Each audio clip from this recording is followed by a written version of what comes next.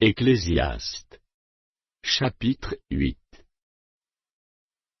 Qui est comme le sage, et qui connaît l'explication des choses? La sagesse d'un homme fait briller son visage, et la sévérité de sa face est changée. Je te dis, observe les ordres du roi, et cela à cause du serment fait à Dieu. Ne te hâte pas de t'éloigner de lui, et ne persiste pas dans une chose mauvaise, car il peut faire tout ce qui lui plaît, parce que la parole du roi est puissante, et qui lui dira, que fais-tu? Celui qui observe le commandement, ne connaît point de choses mauvaises, et le cœur du sage connaît le temps et le jugement. Car il y a pour toute chose un temps et un jugement, quand le malheur accable l'homme. Mais il ne sait point ce qui arrivera, et qui lui dira comment cela arrivera?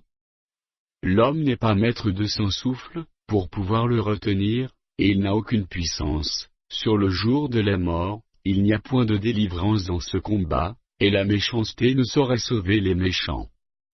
J'ai vu tout cela, et j'ai appliqué mon cœur à tout ce qui se fait sous le soleil. Il y a un temps où l'homme domine sur l'homme pour le rendre malheureux. Alors j'ai vu des méchants recevoir la sépulture, et entrer dans leur repos, et ceux qui avaient agi avec droiture s'en allaient loin du lieu saint, et être oubliés dans la ville.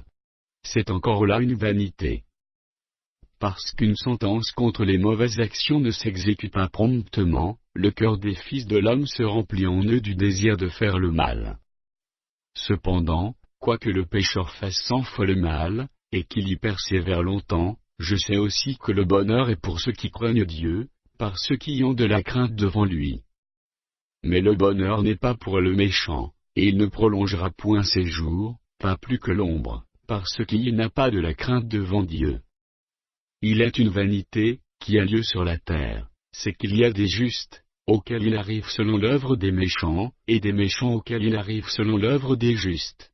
Je dis que c'est encore là une vanité. J'ai donc loué la joie, parce qu'il n'y a de bonheur, pour l'homme sous le soleil, qu'à manger, à boire et à se réjouir, c'est là ce qui doit l'accompagner au milieu de son travail, pendant les jours de vie, que Dieu lui donne sous le soleil. Lorsque j'ai appliqué mon cœur à connaître la sagesse, et à considérer les choses, qui se passent sur la terre, car les yeux de l'homme ne goûtent le sommeil ni jour ni nuit, j'ai vu toute l'œuvre de Dieu, et j'ai vu que l'homme ne peut pas trouver ce qui se fait sous le soleil, il a beau se fatiguer à chercher, il ne trouve pas, et même si le sage veut connaître, il ne peut pas trouver.